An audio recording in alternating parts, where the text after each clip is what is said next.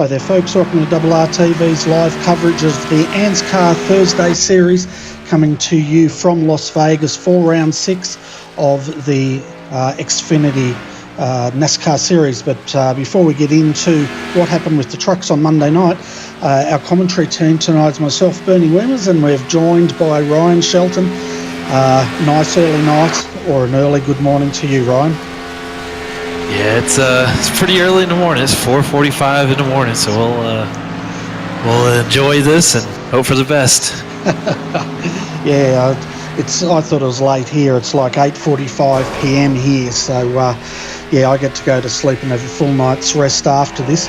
Just saw Phil Otto go heavily into the wall on the back straight there, but of course he'll get a brand new car and he'll be running. But it's going to be interesting to see how the truck boys went here on Monday night for their round. So we might cut across to that, folks, and have a look at the highlights package. We'll come back, we'll discuss that race, look at the point score, and then we'll get into the Xfinity racing here.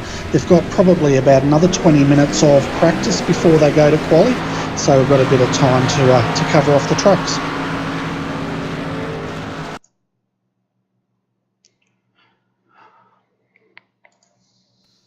Hello and welcome to the fourth round of the ANZCAR Monday Night Truck Series. Coming to you from Las Vegas, you can see Bruce Smith here having taken the pole, led away early from Michelle Callow, who is a new competitor for ANZCAR this round, and was running ahead of there of Matt Danson and also Brett Hender. Matt Danson and a few of the other lead drivers broke away to an early lead, a long green flag run to start this race off. Everybody keeping very clean, keeping themselves out of trouble, knowing it's going to be a long race. Everyone running quite steady there. You can see Mike Brown there in the 11 also moving through the field. Steve Hoppert as well there, battling away with the number 22 truck. Very high grip surface here in Vegas, which hopefully will help keep the drivers off each other and off the fence. And you can see here Mike Brown just making his way past Steve Hoppert. But you can see there the first caution of the night brought out by Todd Maxfield, who got into the outside wall, then bounced to the inside in quite possibly the worst possible place, hitting that indented wall there pretty much head on. And then on the restart, it was Bruce Smith leading away once more. Nice, good, clean battling in the midfield. Apart from that little touch there between Butler and Mike Brown, and Mike unfortunately getting cleaned up there by the number 91 of Darren Brumfield, and that really put paid to him for both of those guys actually for the rest of the evening. On the restart, Smith leads away from Danson and Simon Thomas, who is having a really good run up there in at the front of the field, while the others continue to battle away in mid-pack. Tim Dawes and Michelle Callow running fairly closely with Robbie Morris. Thomas and Smith having an excellent battle up front, as they did for much of the race, running absolutely side by side, just making their way past the back markers, as you can see there. And Danson, never one to be outdone, got involved also and took the lead for a number of laps. There was another caution down in the midfield as the guy started to get a little bit more impatient as the race sort of wore on. At lap 75 this was, so getting towards the end of the race. Everybody wanting to improve their position as much as possible, brought out the caution again, and Bruce Smith able to lead them away quite tidily again, with Thomas settling into third and Matt Danson giving chase there.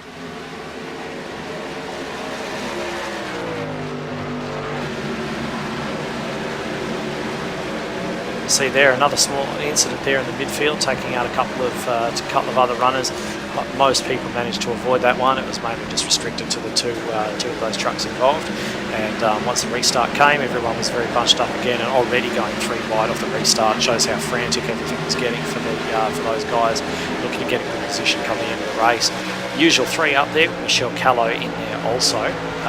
Smith leading away as he has done for much of the race there. Steve Hoppert and Nicholas Shiles had a fantastic battle throughout the last laps of this race.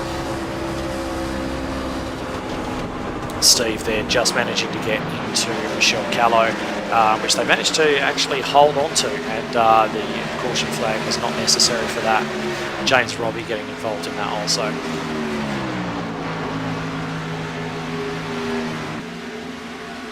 that was the incident everybody talked about. That was Matt Danson going to lap Todd Maxfield. You remember he got involved earlier on in the race in that accident, was a lap down, and unfortunately Danson, Thomas, Smith and Mirko Doutnak, who was just minding his own business, all getting involved in that as well, promoting Tim Dawes from 5th place up to 2nd right behind Matt Danson.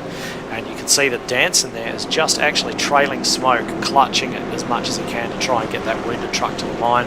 Fortunately, he didn't have to do any laps under green whatsoever with the truck in that condition and was able to drag it home. So I'm sure he was very pleased with that. So that's the end of this round. We'll see you next week.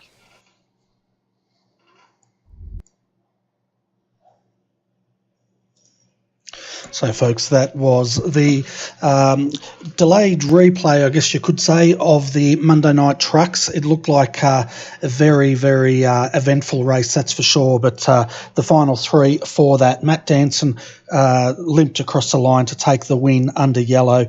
Tim Dawes came second. Brett Hender, I think it was Brett Hender, he came third. So looking at the way the points shake out now for the truck series, Matt Danson still leading on 181 points. Tim Dawes, he's in second on 146 points. Mirko Doutnak, he's third, 142 points, with Dwan Priest on fourth on 138.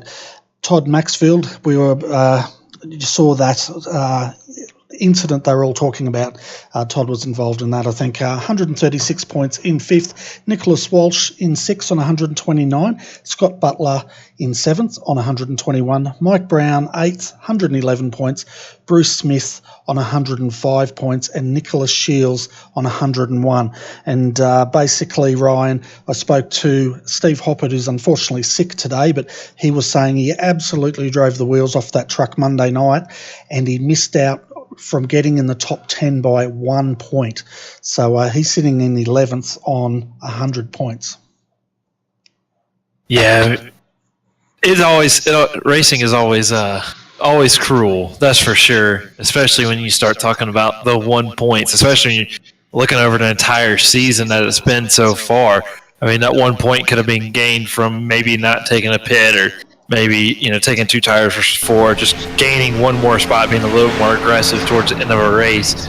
So missing out on the top 10 by 1 point, or just anywhere that close, is always just a cruel thing to have here in any kind of racing.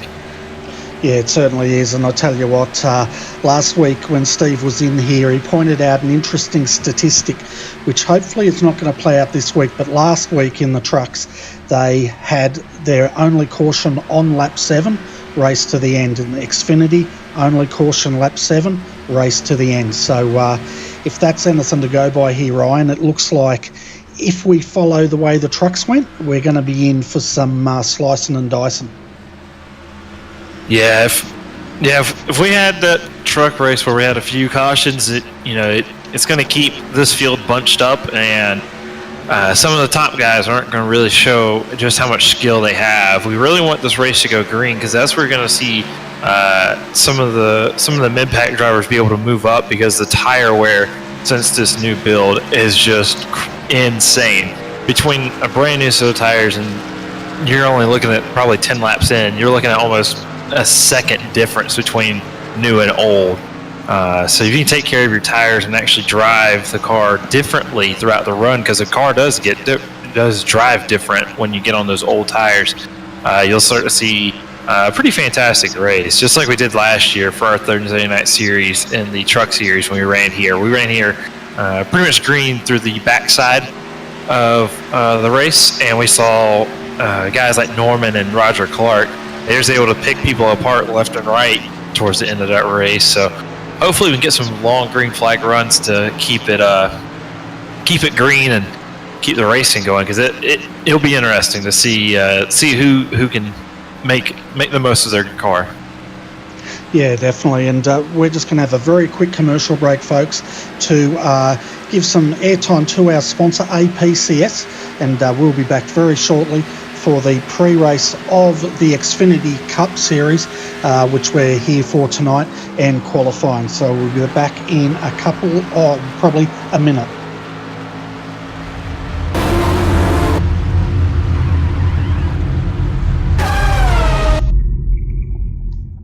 the pre-race, which we're due for tonight. And so back in probably a minute.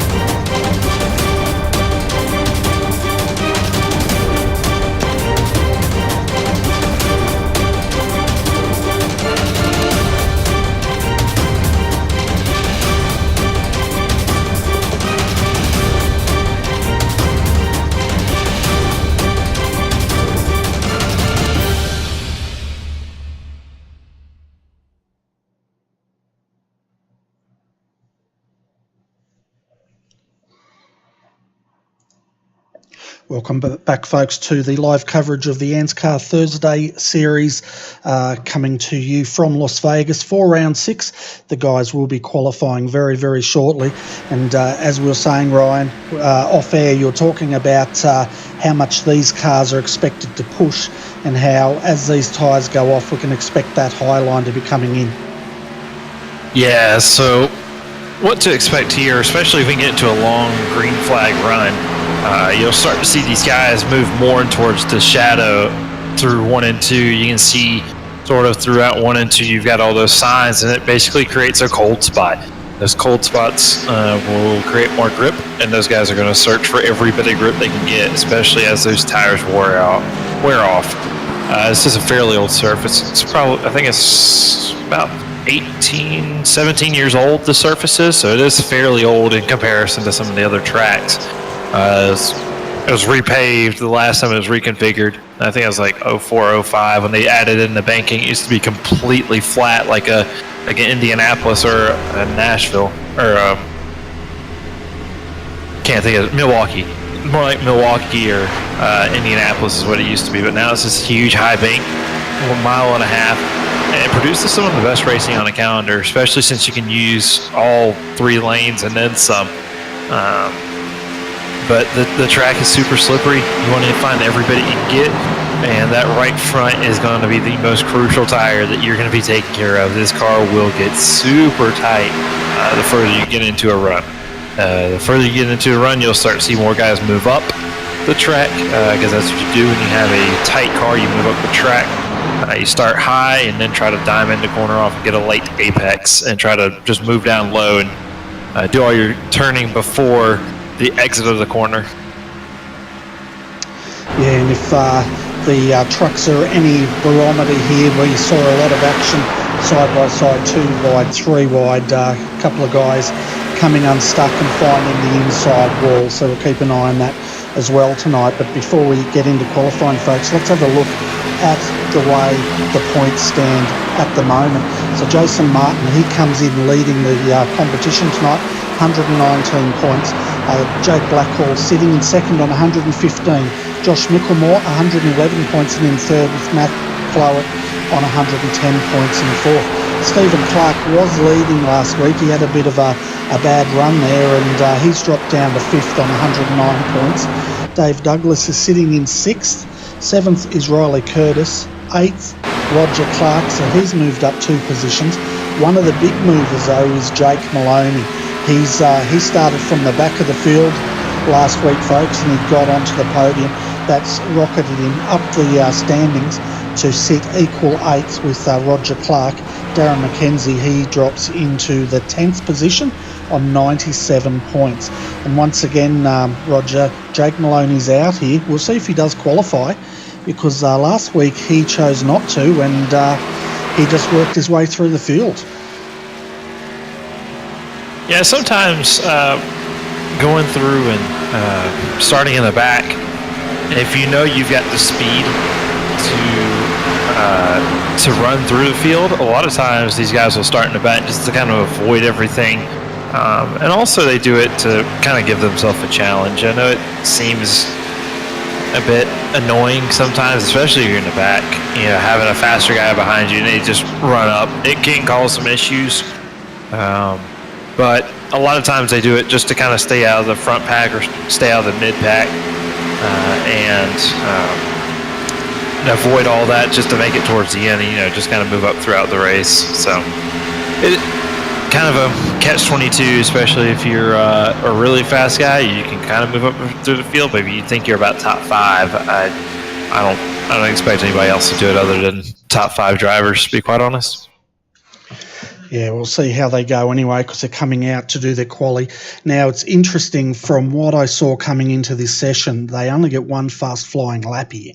So that could really spell disaster for some of these guys. First one out on the track here is Dave Douglas in the number 10. He's seated in 3rd coming into this, so he's coming out to set the first lap, and we'll see what he can do. Craig Lawless in the 444, he's also coming out to do a run, but let's stay with Dave and then we'll jump back to Craig and see how his lap time goes here, Ryan. Yeah, you'll notice when you're watching Dave, he's doing exactly what you need to do for a quick lap. He's starting way up high, running the whole high line, and then he's going to cut straight through that paved area down there on the apron. That's going to cut off about literally a thousandth of a second, but you're looking for a thousandth of a second around this joint. It's almost flat out. Just running right off the yellow or the white line there and through 1 and 2. And then coming down through 3 and 4, he'll run as close to the bottom as he can, just touches the paint. He goes up a little higher than he wanted to. That's going to cut a little bit of his time off. Dave Douglas will cross the line first with a 30.894, pretty similar to his practice speed, in which he practiced 3rd. So we'll see where that will stand. Yeah, we can see now Craig Lawless in the 444. Cat, he's coming through. He's taking quite a high line there, 31.031, so a good 1 second off the fast times there at the moment. We've also got Edward Foster out here in the 53. We'll see how he goes. Last week he had a bit of a shocker. He actually blew his motor after sustaining quite a lot of front-end damage, and he was one of the retirements. But as he's coming across now, he's doing the same thing Dave Douglas did, 30.887, and that moves him up to 2nd. Phil Otto, which we haven't seen any of, he's snatched pole at the moment with a 30.856. Yeah, and Dave Douglas's teammate Riley Curtis is out there in that number 93. They do have the coolest paint job out there. That Riley Curtis design paint is one of the best out there, probably if not the best. But we'll see him. Riley Curtis definitely gets a better exit off turn 4 than his teammate Dave Douglas. So we'll see if that translates into pure speed. And it does not. He's actually he's about a tenth off of his teammate as Matthew Cloet reaches the top with a 30.839 in that Kyle Busch-inspired NOS Energy Drink Toyota. You see Josh Micklemore out here at the moment. It looks like he's just coming out on his warm-up. He hasn't posted a time, but we'll see how he goes in the number 2. He had an interesting race last week, folks. He just didn't seem to have that car settled in the early part of the race, and he had to wait for the race to come to him. But as we can see now, he's coming through to start his flying lap here, and we'll see what sort of time he can make up. And Jason Martin, we're also waiting for him to come out. He pretty much dominated last week, so let's see what Josh can do here, Ryan. Yeah, it seems like Josh isn't as confident as hitting that white line as we saw Dave Douglas. He's staying off of it just a little bit, and he got really close to that wall. Touching that wall will disqualify our time. Unfortunate as it is, but he did manage to stay off of it. He will get a 30.921. Decent lap currently 5th out of 9 drivers. As Jason Martin is now on his flyer. Or actually, I think he's just now getting out there. Yep. So he'll start his lap. Again, starting way up track. Try to gain as much speed as you possibly can. You'll see him cut down. He actually doesn't go across into the apron. The apron is very slippery, so it's a risk versus reward. He doesn't think the reward's there for the risk. You can see he starts up way high, and he diamonds the corner off a lot more. That's going to give him more speed down this back stretch. Be looking out for Jason to take this pole like we've seen him do most of the time, but his speed down the back stretch was very good. He's holding down that 3 and 4 line much better than the other drivers we've seen. Now he's cutting across. Let's see if he finishes up with a 30.7, fastest of the entire session. 30.712. That is 0.12 seconds faster than Matthew Clowett. So that is a huge jump between him and then the next car. Yeah, it certainly was. He threw down the gauntlet on that, didn't he? Stamped where he wants to be and setting the tempo for tonight's race, that's for sure. We've also got Terry Marwood out. Looks like he's going to start his run. A bit slow out there at the moment, just trying to get up to momentum. Meanwhile, someone's doing a donut on the inside of the circuit, and I'm sure the race control won't be happy with that while these guys are trying to qualify, although they probably can't see it. No, they can't see it. We can see it because we can see all the vehicles. They can't see it or hear it. So for them, it's good. For us, we have Jake Blackhall doing a big old smoke show for us on the backstretch. Yeah, and Jake hasn't qualified as yet, so he's burning up his tyres. Yeah, he may have hit the wall. And wasn't too happy about the fact it's only 1 lap qualifying because it does mess him up. But Terry Marwood is coming across the line for his lap. We'll see where he ends up. He will end up with a 30.972, 9th place, top 10 currently, 9th out of 14. We have 21 cars that have entered the session, so we'll see if we can get everybody qualified and get everybody started up. One person we did miss was Sandman. He ended up with a 30.835. So after second place, if you want to go to second to 8th place, you're looking at a 10th of a second. So it's going to be really close for that mid-pack there. Yeah, it certainly is. We saw Sandman on the last as he crossed the line, but he'll want another good run tonight. Last week, he also had a lot of trouble and I think retired that car. He's also running a new livery out there tonight. So we'll see what Sandman can do. But at the moment, your top 2 is Jason Martin, Stephen Clark, Matt Clowett. So they're your top 3. Looking down the track, we've got Jake Maloney. He's out now. And he's decided it's time to go and put down a time. He's one of the last drivers out here, I think. One of the last of the big names, anyway, I guess you could say.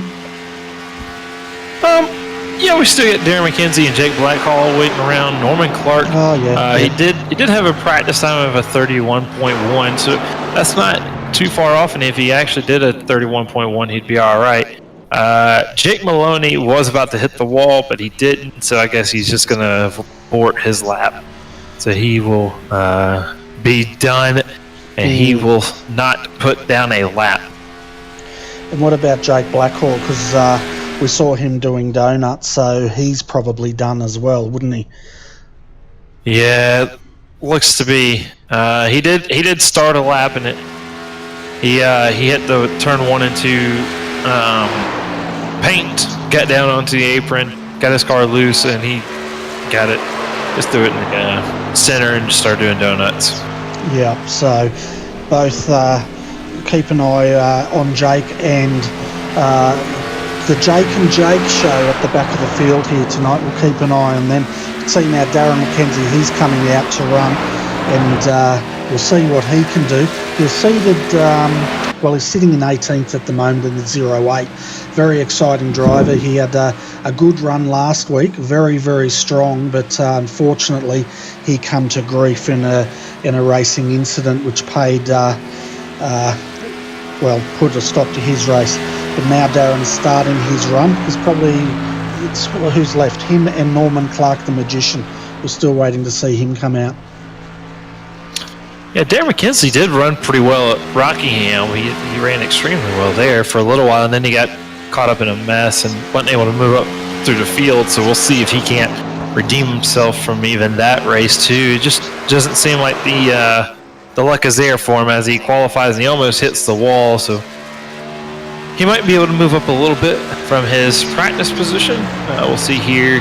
Doesn't look like 6.98. So he went into turn 3 just way too hard and went up towards the wall. He put too much wheel into it. Unfortunate, but he's going to be able to start in 17th versus 21st.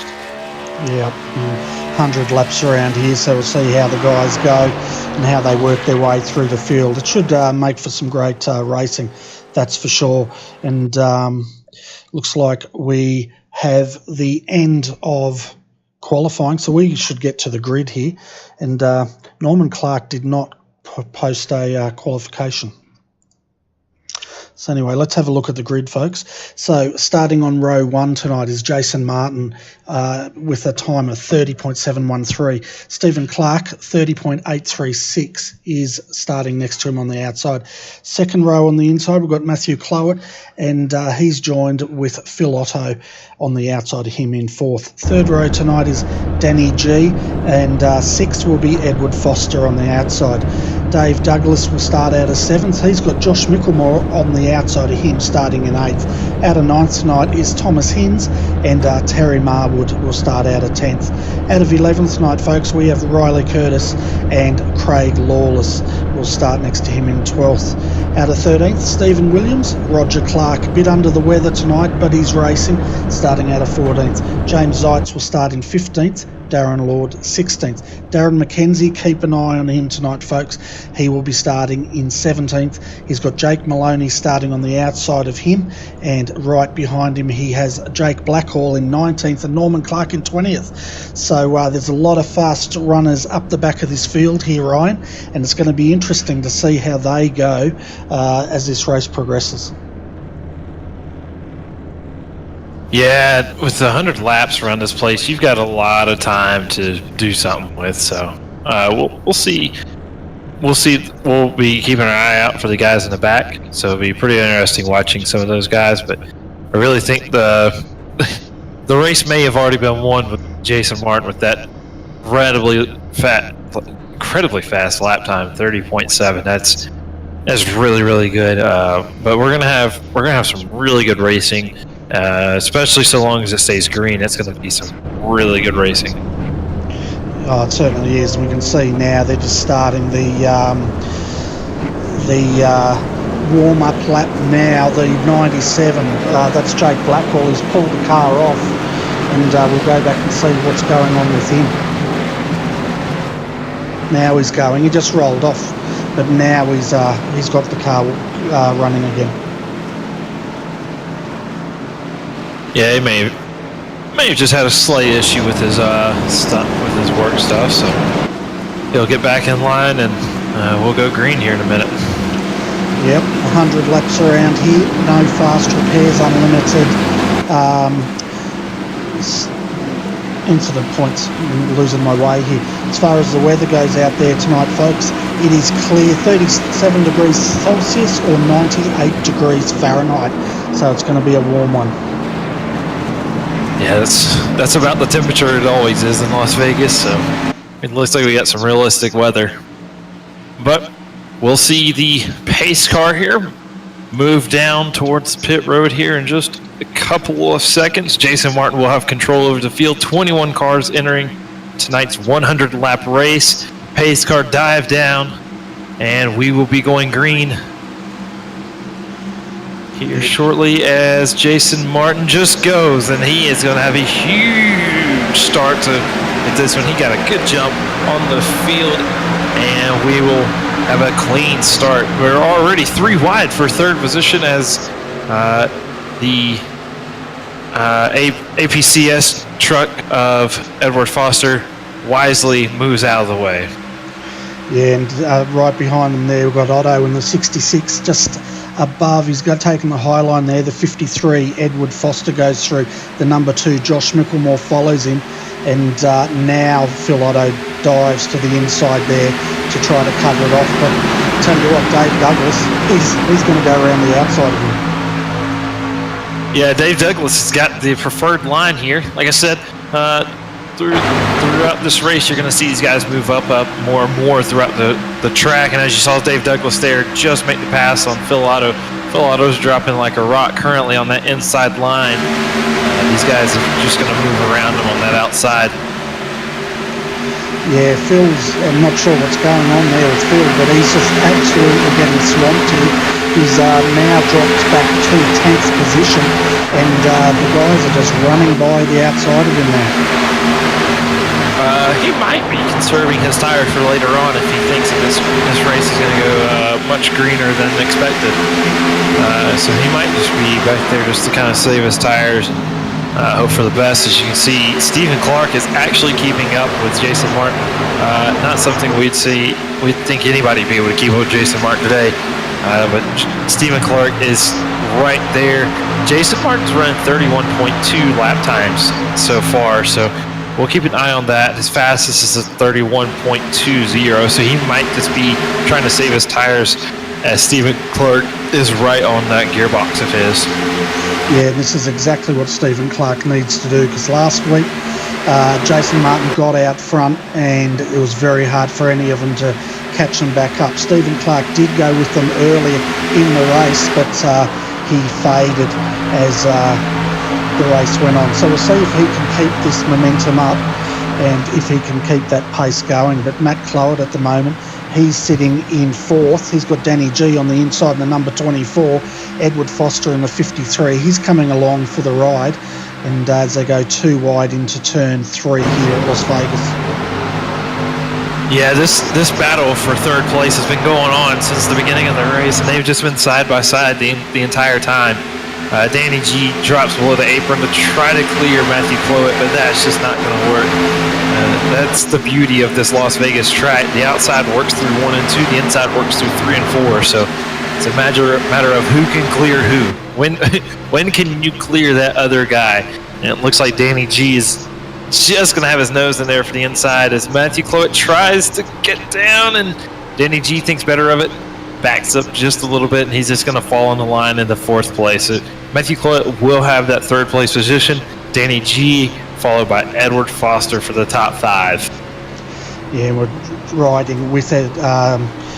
Who are we riding with? Edward Foster, sorry folks. We're riding with him, and you can just see how much work goes into driving one of these cars around Las Vegas. He's looking pretty smooth there in the office, so you can hear the tyres squealing, and as you were saying before the race here, he's going for the high line, and we'll probably see him going higher as these tyres start to wear down. Yeah, and you can see further back for that 7th position, Dave Douglas and Thomas Heens are both racing each other pretty hard. Dave Douglas is going to take that outside line and try to clear Thomas Heens in that 52 Fanatics Toyota. As Dave Douglas he's going to commit to that high line all the way around the track. So we'll see how that works out for him. He might just trying to save some tires, but if you can look straight into the car, you can see that Dave Douglas is actually putting more wheel into it than Thomas Heens. It could be steering ratio. It could actually be that he's just putting more wheel into it. But the more wheel you put into it, the harder you're working that right front, the more you're going to wear it out, and the faster you're going to slow down. So we'll see if Dave Douglas can hold on to the 7th position later on, as Thomas Heens is trying to work his way through the field here. Yeah, and I think I just heard Dave tap the wall there. Yeah, he might have tapped the wall. I don't see any damage on the car, but Thomas Heens did get a really good run out of turn 4, so might have just clipped it there. And the top 2 are still running away. Jason Martin is just keeping a gap to Stephen Clark, just enough to where Stephen Clark won't think about making a pass on him. So we'll see if Stephen Clark can manage to get around Jason Martin, or if Sandman is going to lose the 2 tenths that he just lost there on that lap. A tenth and a half. Jason Martin cleared on the number 96 HRS Leo Bardner car of Stephen Clark. Yeah, so as we go through on lap 11 here, folks, your top 10 as they stand is Jason Martin. He's leading. You can see him on the high line there. Stephen Clark looking for the low line right behind him. They've got a gap of 1.2 seconds back to Matthew Clowett. Matthew's still in that battle back here with Danny G, and these guys have been going at it for the last 11 laps. Then we've got further back Edward Foster and Josh Micklemore in the number 2. These two are having a bit of a battle as well, but Edward's got the run as he moves up through the field. Dave Douglas, he's moved up to 7th position. He's now just got past Thomas Hinds. Thomas isn't going to give up though. He's coming back on the inside there, and that's 7th and 8th. Looking further back, we've got Riley Curtis just trying to get in on the party here, running in the 93, and Terry Marwood, he's rounds out our top 10. Yeah, and if you look just outside the top 10, the 444, Craig Lawless is trying his best to hold on to the Jake show that we talked about earlier in the race. Those guys started 19th and 20th, respectively, or 18th and 20th. And now they're up to, it looks like 11th and 13th. Jake Maloney does have a little bit of damage on his car, so he may have hit the wall at some point. We may have missed that. But they are moving up through this field quite quickly as we just round out lap 14 or lap 13. Now we are on lap 14 of this race. Yeah, and for the fans of the 08, Darren McKenzie, he's having a great battle down here with Roger Clark. Roger's down in 16th position. I wasn't expecting him to be strong because he has been crook.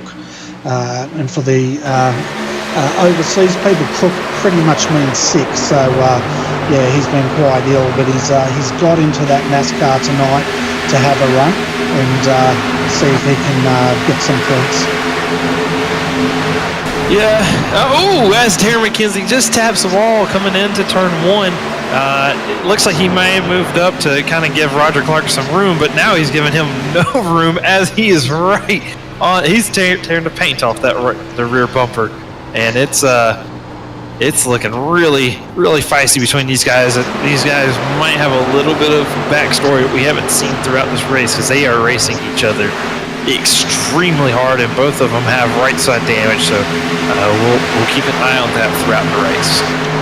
Yeah, there's definitely something going on with Phil Otto's car. I don't think he's very happy out there. He's dropped all the way down to 17th now. He started in the top 10. He's now struggling at the back, and if he's not careful, he may drop off the back of the pack. Yeah, he started in the 4th position, so I'm not exactly sure what's going on with him. He may have some issue with his car or something. He did qualify with a 30.85. Like I said, that's good enough for 4th position, and then that really, really close pack, that was something else. But it is a massive dogfight back here for about 13th. Jake Blackhall, he got around Craig Lawless, but now he's having trouble with James Zeitz and Terry Marwood, and has moved back to position 14th as he has also hit the wall too with that right side damage. And Jake Maloney has moved himself up to 11th position, and Craig Lawless is back up into 10th position. So it looks like the Jake and Jake show, not being able to put down a qualifying lap has hurt them more than they were really wanting to. Yeah, and the other one is Terry Marwood at the moment. He's defending against Jake Blackhall. Last lap by though, I noticed Terry's car, it's got a big ding in the back, but it was also pretty loose. Now, saying that, it's probably not a bad thing to have these things a bit loose, because as you were saying earlier tonight, these things are going to plough, given 10 laps in. They're 19 now, so these cars should start feeling pretty tight. Oh yeah, they're not very happy with their car. Right now they're currently lapping about 2 seconds slower than when they qualified. So these cars are definitely about a second and a half slower. Cars are definitely looking a bit second hand at the moment.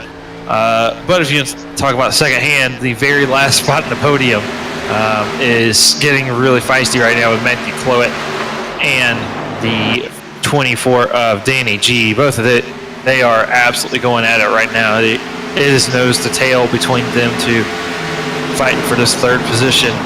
We'll see if Danny G can decide to make a pass. He did tap the wall there through the entry of one. It might have been a small tap as I have damage on my screen, but with the high ping, you never know anymore. Yeah, and I'll tell you what, Sandman, the wheels are starting to fall off his car at the moment. He's fading big time. He has dropped 1.4 seconds behind Jason Martin, and he's dropping into the clutches of Matthew Clowett, Danny G here. Last time through, his lap was a 32.626, 0.2 of a second slower than Jason Martin, and 1/10 of a second slower than Matthew Clowett. And you can just see now, folks, the 54 and the 24, they're just about rounded up Stephen Clark in the 96. Yeah, it's like I was talking about, that right rear starting to burn off. If you start to burn that off, you're not gonna do too well around here, not too hot. So you run a 32.75, and the guys behind him run 32.56. Matthew Clowett, and Danny G has slowed down just a little bit, 32.71. So we'll see if Matthew Clowett can't make a pass on the Sandman here for second position here shortly. Yeah, so the question is, and probably what I think's happened is Sandman's gone out pretty hard to keep up with Jason Martin, and now he's suffering the consequences. As you said, these tyres are burned off, and he's just praying for a yellow. As there's smoke on the inside, we've got a car with a blown motor. That looks like a Jake Blackhall. It is Jake Blackhall. He went down into turn 1, turn 2. He had the 09 of Roger Clark on the outside. He got tapped by him, and he ended up into the wall, similar to that of the crash we saw in the Thursday night, or the Monday night truck race. We saw the truck flipping back across the track. Very similar, and he ended up in the wall pretty badly. Yeah, we're just having a look at this replay now, and of course no fast repairs, so this will be the end of Jake Blackhall for tonight, as we just have a look at exactly how this occurred. I'm getting tongue-tied here.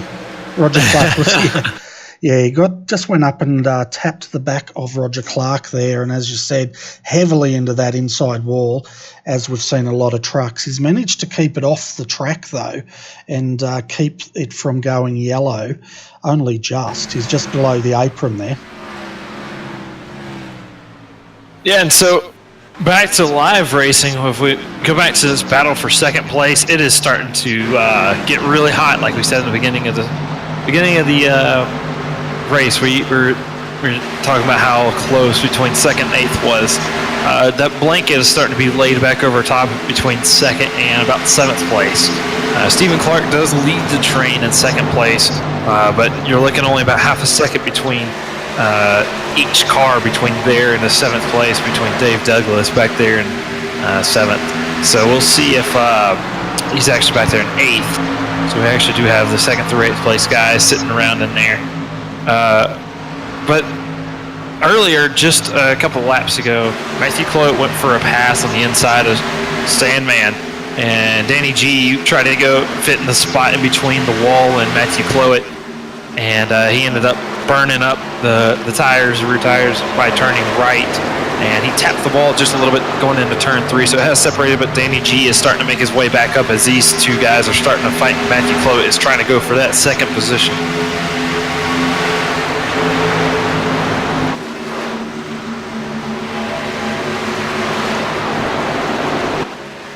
Matthew Clowett looks like he's managing to clear Stephen Clark. Can he full on clear it? And it looks like he will clear Sandman's going to go towards the inside. Does he have enough right front tire to actually make the corner? He does not have enough car to get off the exit of turn 4. That is not going to happen, so he will fall into the clutches of Danny G now, as we'll see Matthew Clowett probably run away from Sandman there. Danny G's going to start to look at the number 96 Camaro of Stephen Clark and see if he can't make a pass on him and try to get that third position, the minor spot. Yeah, and I've put the word out, folks. We've had something going on in the back end of this race because we saw Jake Blackwell. He's retired after that big incident into the inside wall, but it looks like we've also lost Jake Maloney and we've lost the 08 of Darren McKenzie. I've just put the word out to see if anyone can give us any information on it, but it looks like all three of those guys, they're having a heck of a time coming through the field, but it looks like their race is all done. Well, saying that, Darren McKenzie's just coming out 12 laps down, so he's had that car repaired. Yeah, it looks like Darren McKenzie lost internet connection. Jake Maloney is a different story. Not 100% sure. He went to the pits and never came out, so we'll get the word later on. But the fight for second place is pretty much over for now, but the fight for third is starting to heat up. There are now 4 cars within about a second of each other right now. They're all about half a second of each other between Stephen Clark, Danny G, Josh Mickelmore in that number 2 Nexus Esports Camaro, and Thomas Heens in the Fanatics Toyota Camry. There's half a second between all 4 of those cars, so that third place battle is starting to heat on up. Yeah, it definitely is, and it's good to see Thomas is having a good run out there. He's been having a bit of a bout of bad luck in the last couple of rounds, and it's just been getting on him a bit, so hopefully he can shake that monkey off his back today and get a good finish. He's looking really strong though, sitting in 6th position in that Fanatics-sponsored number 52. But let's hope he has a good run here. Yeah, Danny G, he is trying to get to the outside of Stephen Clark while also trying to defend the inside from Josh Mickelmore. So if you want to talk about using up all the track and being as wide as possible, that number 24 car, Danny G, is trying to do all of that. And number 08 of Darren McKenzie, you see him, he's 12 laps down. You can see just the difference between new tires and old tires, just how much faster your car is on new tires. Speaking of being faster on new tires, we are getting about 35 laps into this run. It is possible to only do this as a one-stop, but it might actually work you an advantage to run a 2-stop style race. The advantage would be obviously you'd have newer tires more often, but you do have to come down the pit road. So it was a strategy we saw last week. If you watch the real Monster Energy Cup Series race in Atlanta, Denny Hamlin was trying to go for the 3-stop at the back end, or the 4-stop for the last stage of the race, and Kevin Harvick was doing the 3-stop to try to delay his last pit stop, and it didn't really work out in Denny Hamlin's favor, but it did work out in Kevin Harvick's favor. But Kevin Harvick was also faster than anybody on track, as we see the number 2 of Josh Mickelmore make a power move down onto turn 1. We'll see if he can complete this pass going into turn 1. We know the high line is dominant through 1 and 2, as Josh Mickelmore will clear Stephen Clark there from the inside, as Stephen Clark almost got into the wall.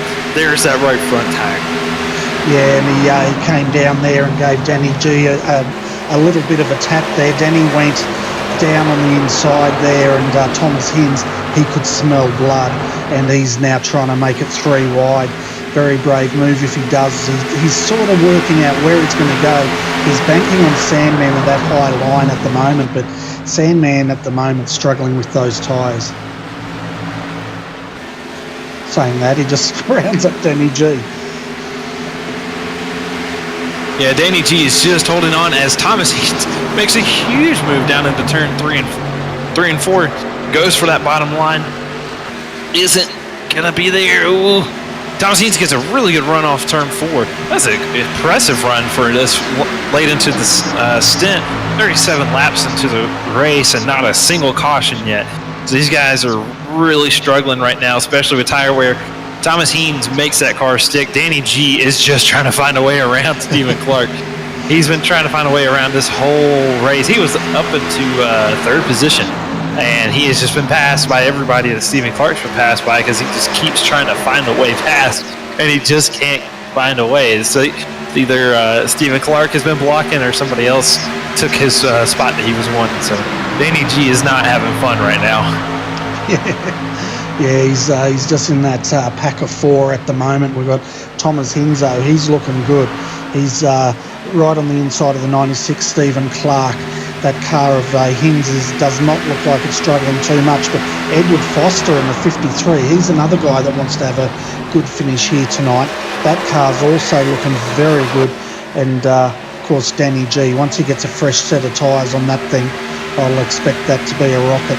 But at the moment out front, Jason Martin, he's got a gap of 5.4 seconds. This is exactly what he did last week, and it's exactly what he's doing again this week, and no one seems to have an answer for it at the moment.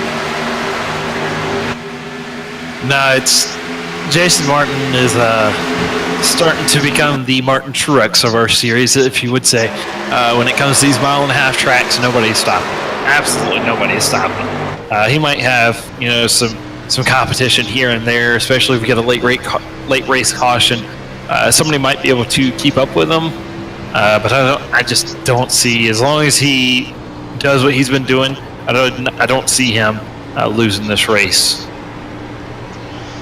Yeah, and we'll give a shout out to Sam Deventier out there. He's going to be running in the Porsche Carrera Cup tomorrow night at Bathurst. So he's been pretty much practicing now for a week and a half to get that Porsche tuned up. And of course you can see all that action tomorrow night on RRTV, folks. And that broadcast kicks off at, what time is it? 8:15 p.m. GMT plus 11. And you'll see Josh Miclemore starting to make a run-up on Matthew Cloet for that second position as we just finish up our 42nd lap of this race, all under green.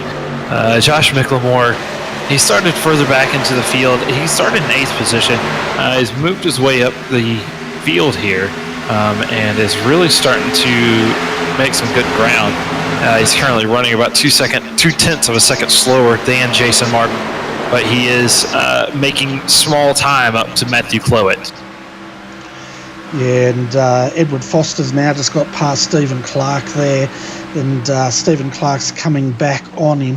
I hate to say it, the way these guys are racing, if a yellow's going to come out, potentially it's going to come out from these three. They've been racing like this the whole 44 laps that we've been running. So I'm not sure. As Danny G might actually have found a way around Stephen Clark.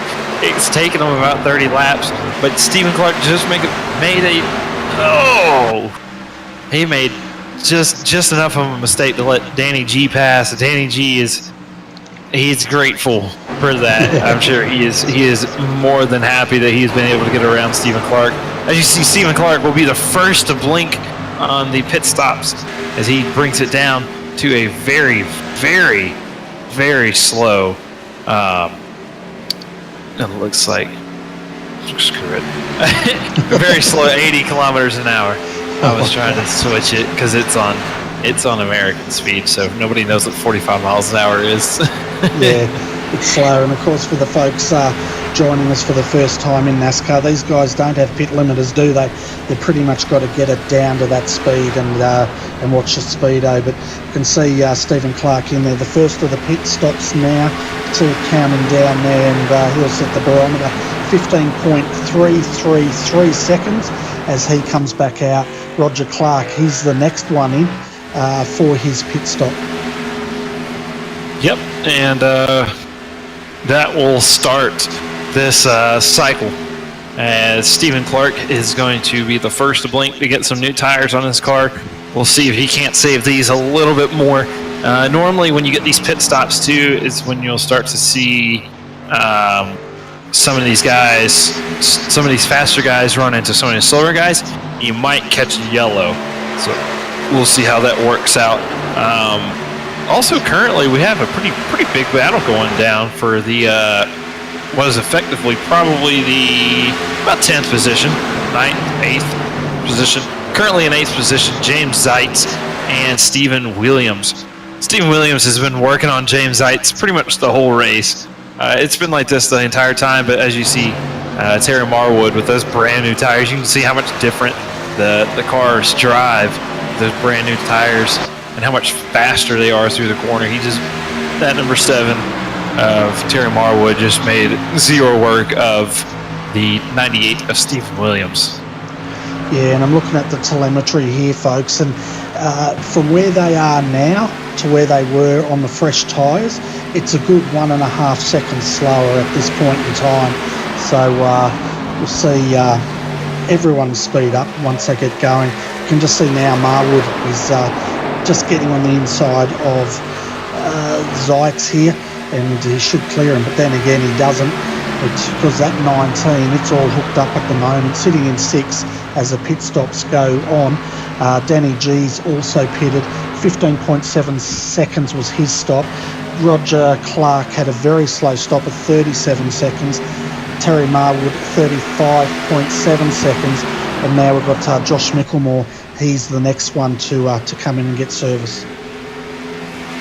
Yeah, with Roger Clark being sick and having some damage, he ran a 31.733 in comparison to Jason Martin.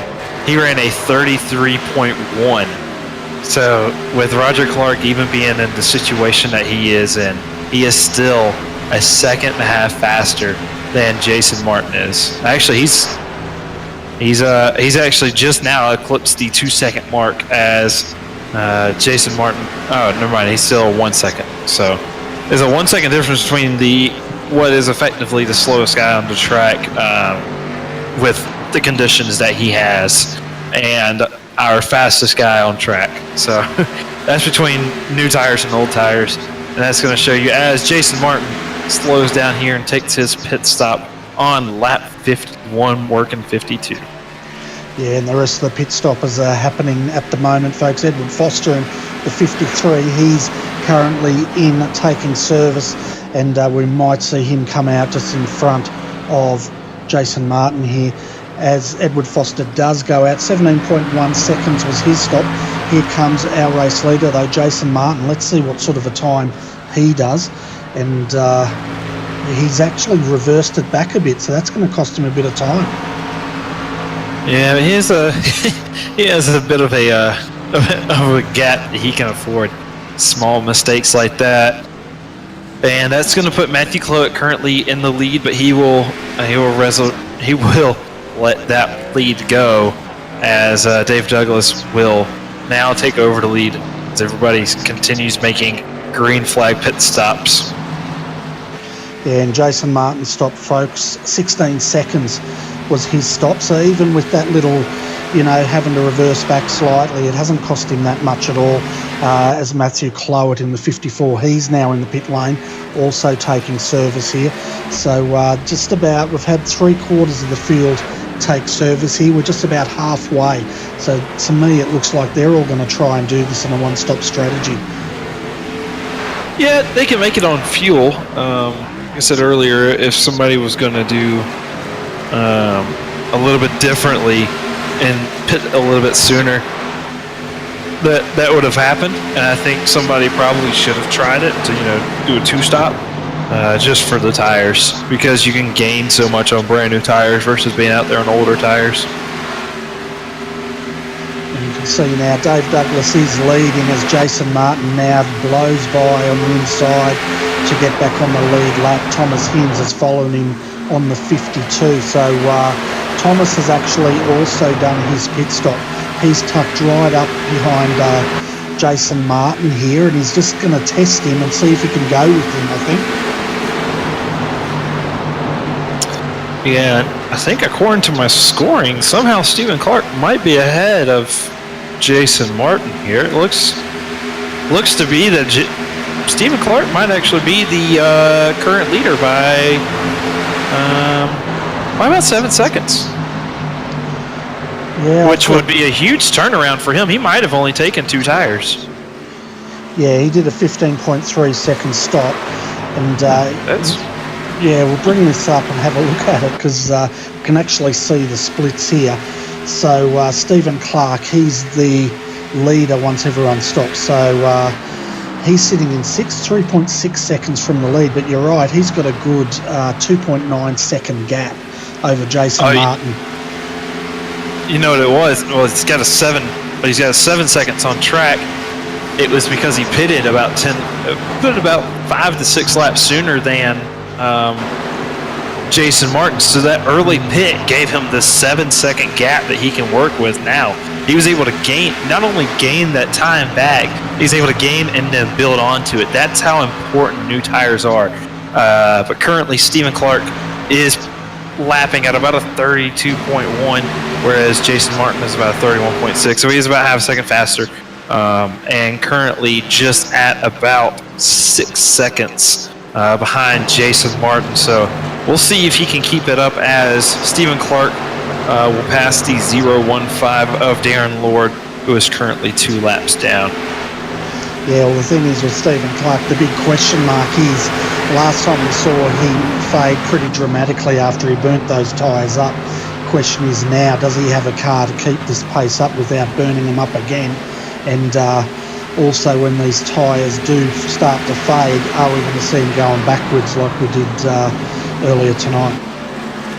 Yeah, I think Jason Martin has now turned on the kill switch because he's running about 0.6 faster than Jason Martin.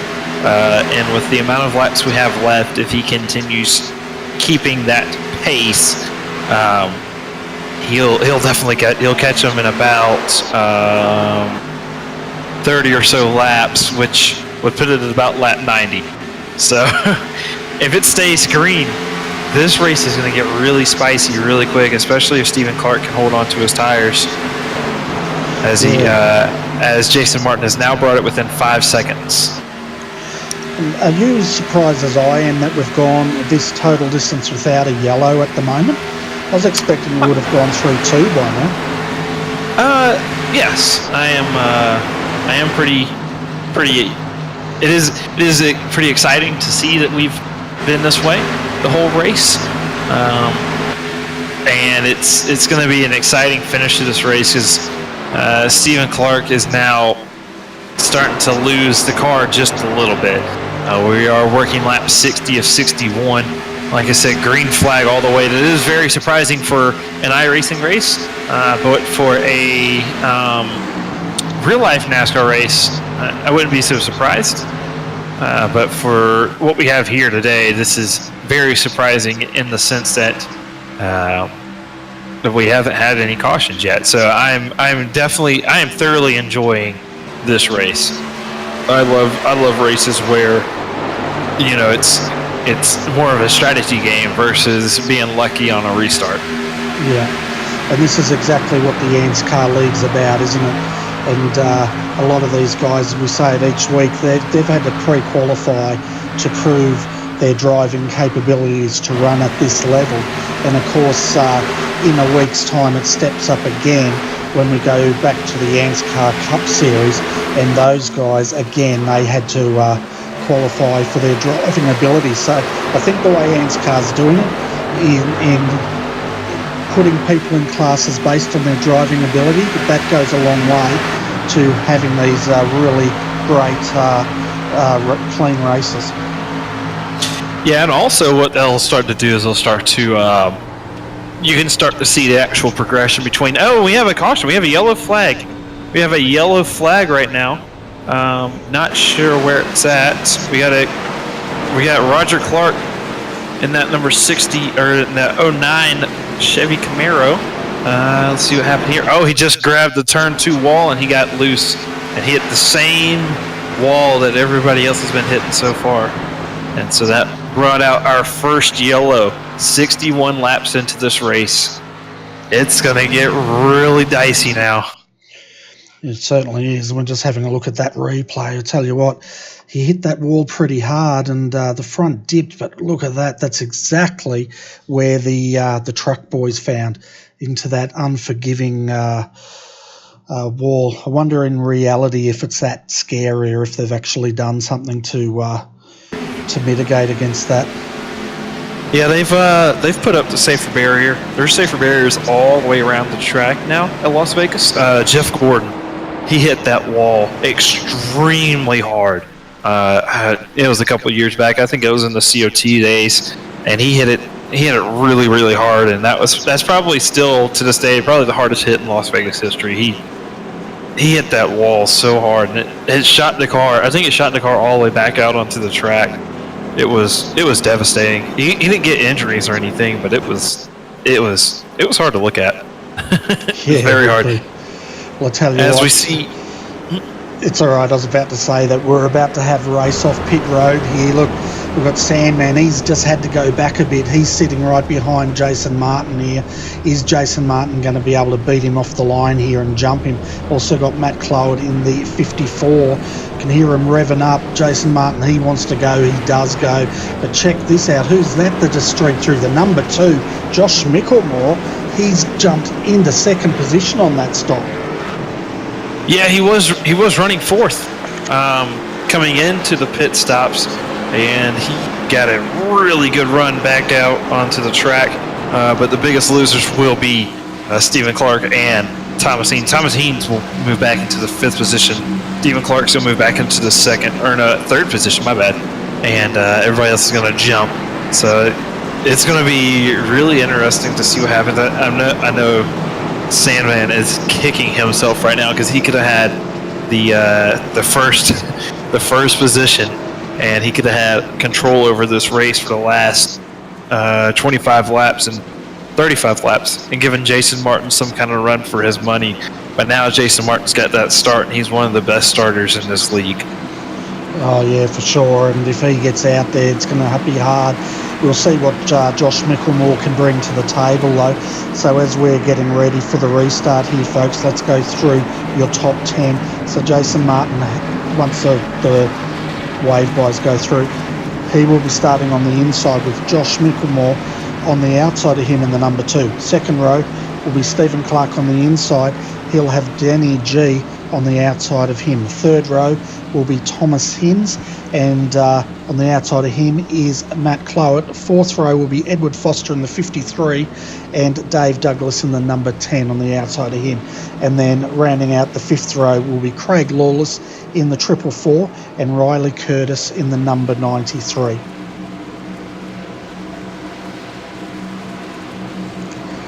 So it's going to be interesting here, Ryan, to see if this is going to break the momentum of this race, and if we now start seeing more safety cars come in as these guys now bunch back up.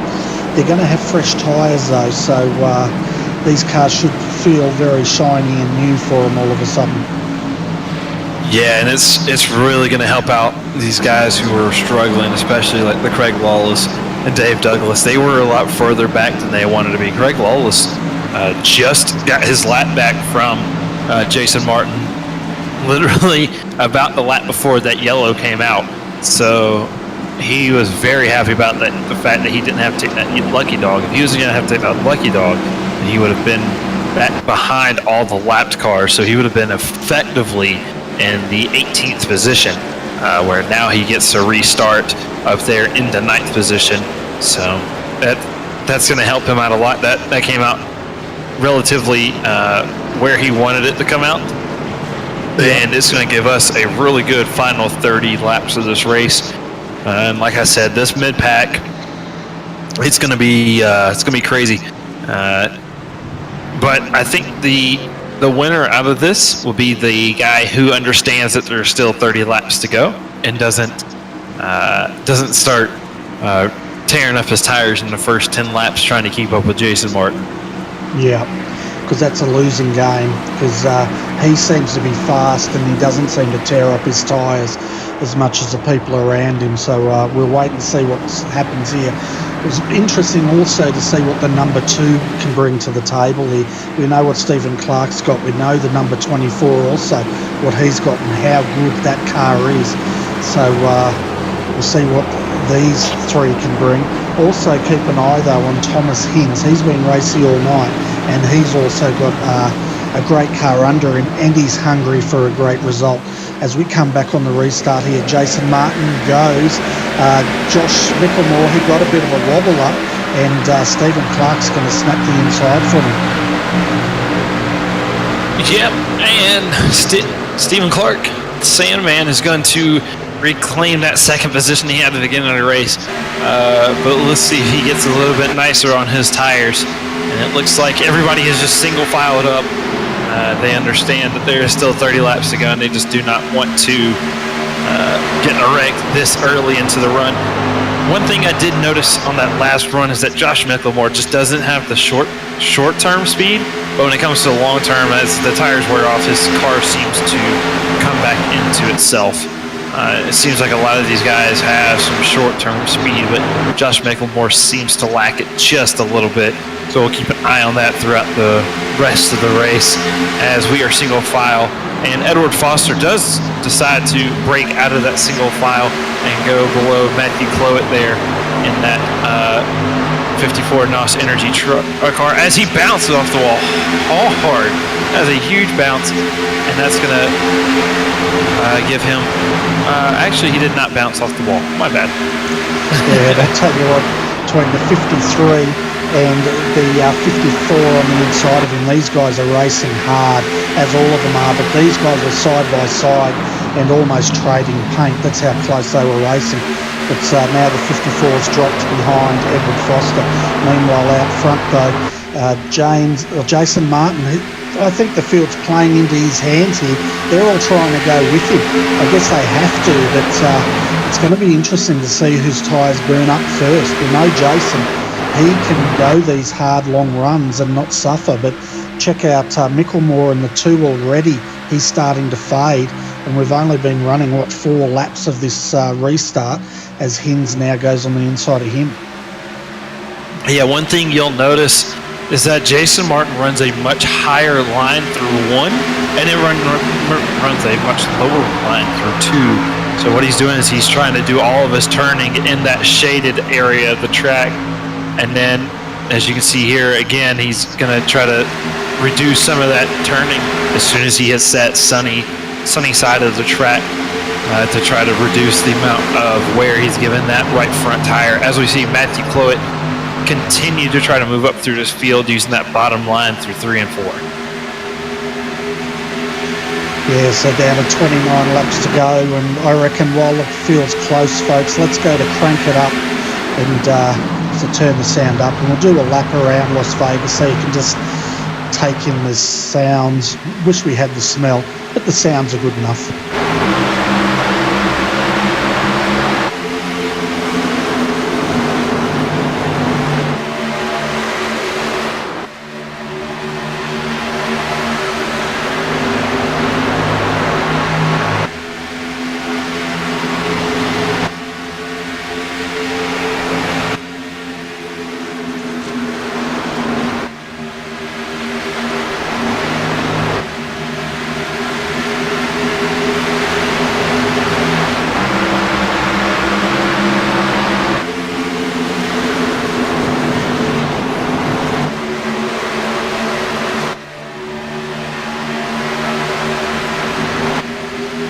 Tell you what, you've got to love the sound of these V8s revving out at what they'd be revving out, about 8,000 revs.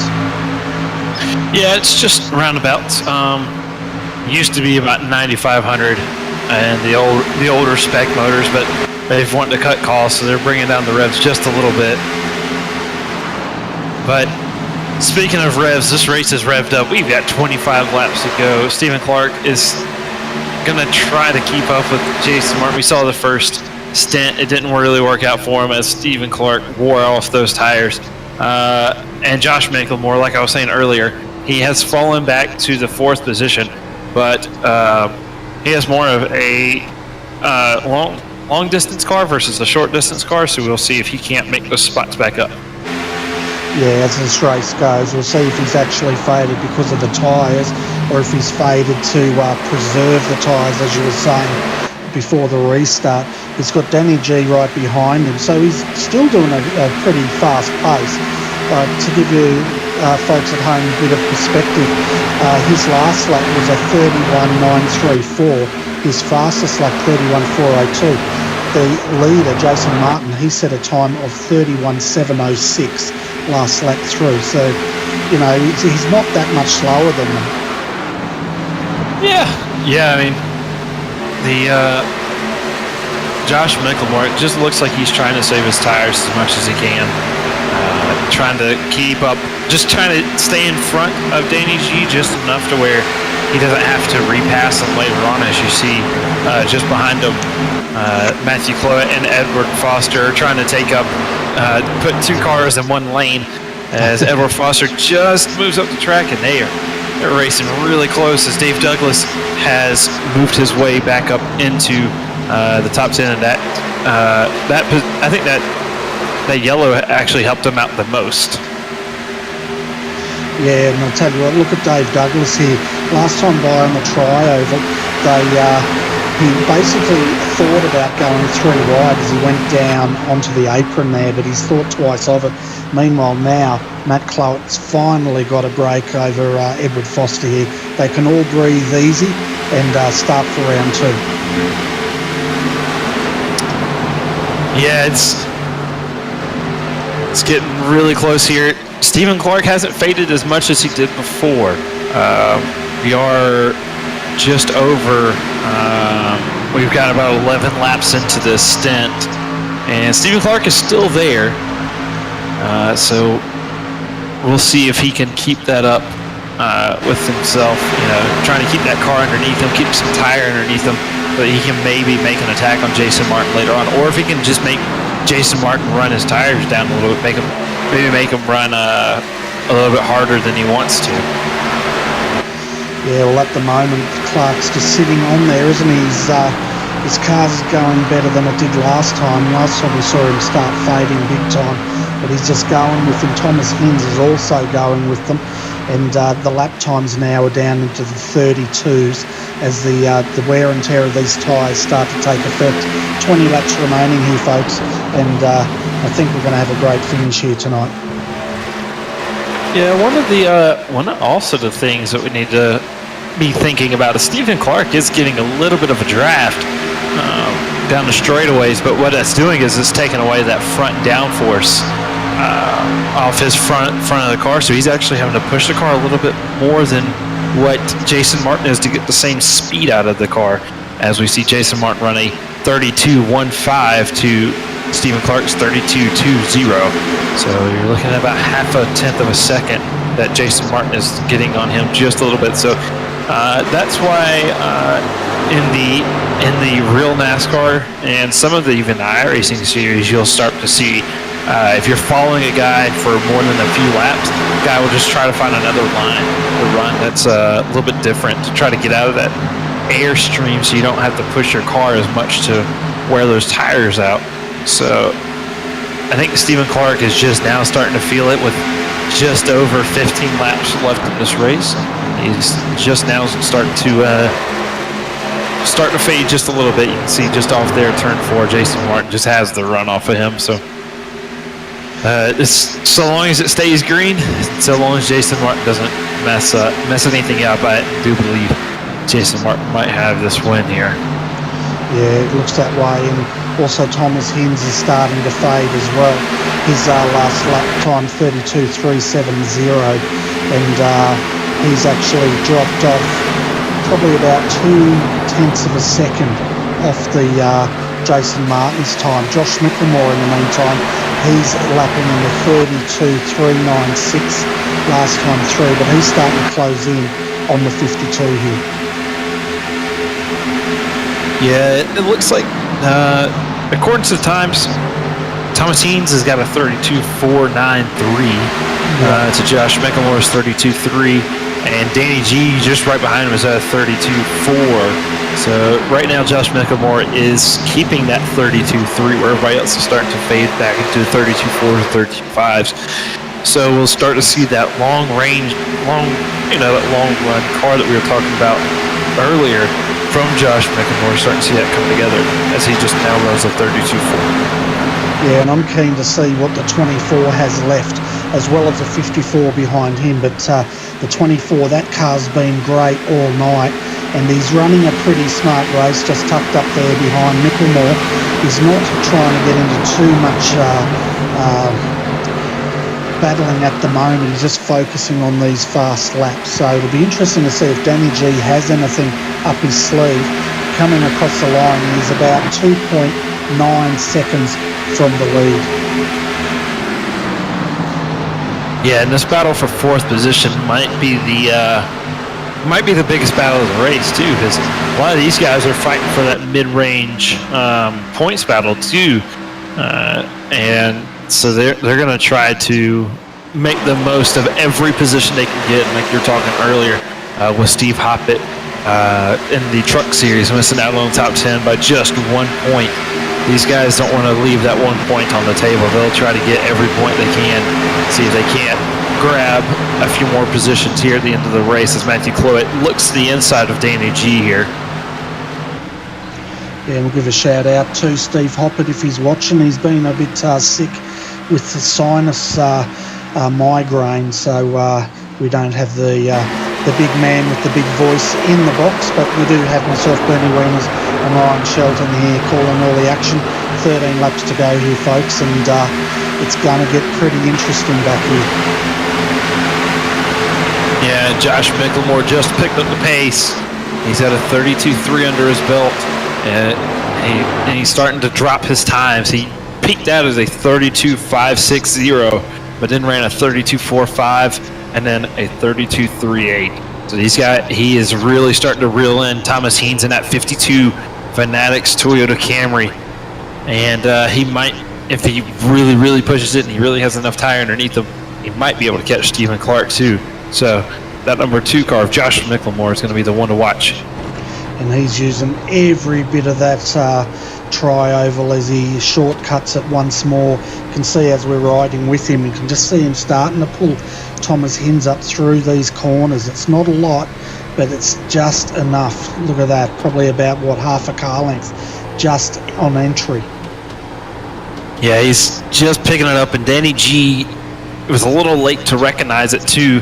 Danny G has now moved down into the 32.4s also, as Thomas Heens is down to 32.6s, and everybody's about 32.6s currently, except for your leader, Jason Martin, who's a 32.4 still. So we'll see if Josh Micklemore can't catch up to Thomas Heens with 9.5 laps remaining now. Yeah, well, I think the only way these boys are going to beat Martin at this sort of a game is they really have to get in front of him and try and control his pace, because Martin is diabolical once he gets out in front like this. No one can match him, and he just, controls this race from here on out. 1.2 seconds, he's extended that lead over Stephen Sandman Clark in second. Yeah, and it's just starting to close in for Josh Micklemore and Thomas Heens. It was half a second last time around at a 0.4 of a second. It should drop down just a little bit here as Thomas Heens will run a 32.6 to Josh Micklemore's 32.5. So it's just closing in just a little bit, and it's going to get really, really close here towards the end. Josh Micklemore, if he can catch up to Thomas Heens, is going to make this a great race.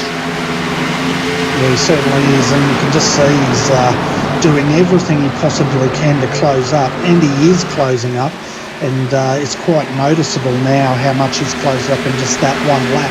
He's probably, within maybe 1.5 car lengths. You can see Danny G behind him. He's also shortcutting the track. He wants to come and have a crack at the podium as well. Yeah, here comes Josh Micklemore. He's making every bit of this track. It's about time to throw out the timesheets, because Josh Micklemore is about to start taking the paint off that 52 car of Thomas Heens, and he is right there. He is going to try to make his move. He only has 6 laps to do it, and then these cars we've seen so far today, it takes forever to make a pass. As we saw earlier in the race, we had 10, 15, 30 laps battles between Matthew Cloet and Edward Foster. So as you can see, Josh Micklemore is just running a little bit lower than Thomas Heens. Thomas Heens is trying to get the most out of that corner, trying to get all the straightaway speed to try to run away from Josh McLemore. As he is right on that bumper, he's giving no room for error. If Thomas Haynes checks up, he's going into the wall. Yeah, watch Mickelmore now. What's he going to do? Hines is going to cover him off, saying you're not going to use that against me this time through. But what's Mickelmore? He's going to try for the inside, is he? Showing his nose. No, Hines is going to block him. Yep, Haynes is just running the line that Josh McLemore is. So Josh McLemore is going to find a way around. He's got 4.5 laps to make this happen here for the third position. Position 1 and 2 are pretty locked up currently, with Jason Martin and Stephen Clark both having a second over the next closest guy. So this third place battle is where the positions are going to be made for Thomas Haynes, Josh McLemore, and Danny G in that 5th position. Yeah, and one thing Thomas is good at is defending.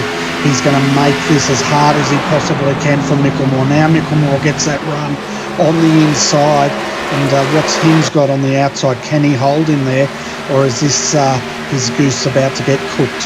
No, it's not. It's still going. Yeah, Josh McLemore just threw it in there just a little too hard. 3 laps to go. He threw it in just a little too hard into turn 3. He had to check up a lot because, like we've been talking about all race, that right front tire starts to go away and it starts to get really, really tight. Once your car gets really tight, it's going to be extremely hard to make a pass on the inside. So that's why you saw earlier Josh McLemore didn't go for that apron to try to stay behind the 52 car and try to stay high. You're going to see him do it here. He's going to try to go for that high line, take it away, and that's not going to be there. 52 is just going to block it just a little bit. And number 2 of Josh McLemore is trying to go low just a little bit. Can he clear him? No, he won't. 52 of Thomas Haynes is just going to keep that outside line. 1.5 laps to go. Can Josh McLemore find a way around Thomas Haynes here? It's just been Thomas Haynes has made his car so wide, and this is such a good race for him.